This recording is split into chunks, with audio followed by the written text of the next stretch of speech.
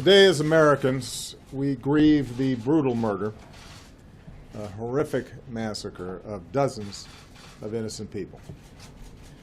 We pray for their families who are grasping for answers with broken hearts. We stand with the people of Orlando who have endured a terrible attack on their city. Although it's still early in the investigation, we know enough to say that this was an act of terror and an act of hate. And as Americans, we are united in grief, in outrage, and in resolve to defend our people. I just finished a meeting with FBI Director Comey and my Homeland Security and National Security advisors. The FBI is on the scene and leading the investigation in partnership with local law enforcement. I've directed that the full resources of the federal government be made available for this investigation. We are still learning all the facts. This is an open investigation. We've reached no definitive judgment on the precise motivations of the killer. The FBI is appropriately investigating this as an act of terrorism, and I've directed that we must spare no effort to determine what, if any, inspiration or association this killer may have had with terrorist groups. What is clear is that he was a person filled with hatred. Over the coming days, we will uncover why and how this happened, and we will go wherever the facts lead us. This morning I spoke with my good friend Orlando Mayor Buddy Dyer, and I conveyed to him the deepest condolences of the American people. This could have been any one of our communities. So I told Mayor Dyer that whatever help he and the people of Orlando need, they are going to get it. As a country, we will be there for the people of Orlando today, tomorrow, and for all the days to come. We also express our profound gratitude to all the police and first responders who rushed to harm's way. Their courage and professionalism saved lives and kept the carnage from being even worse.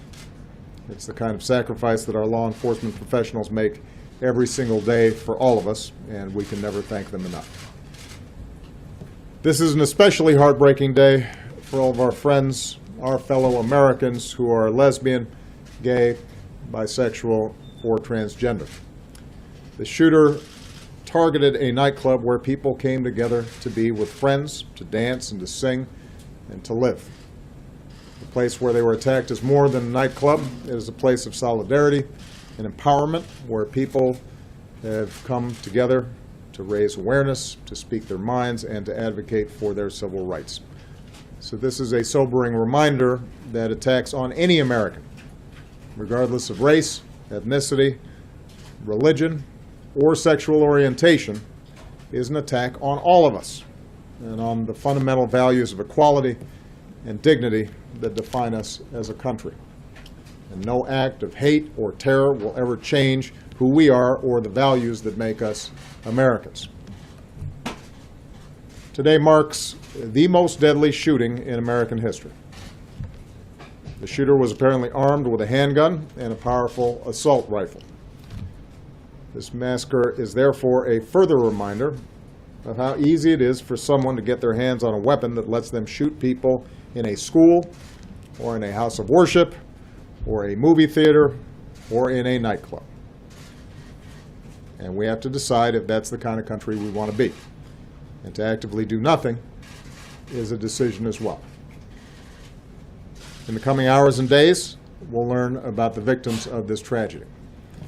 Their names, their faces, who they were, the joy that they brought to families and to friends, and the difference that they made in this world. Say a prayer for them, and say a prayer for their families. That God give them the strength to bear the unbearable, and that He give us all the strength to be there for them, and the strength and courage to change. We need to demonstrate that we are defined more as a country by the way they live their lives than by the hate of the man who took them from us.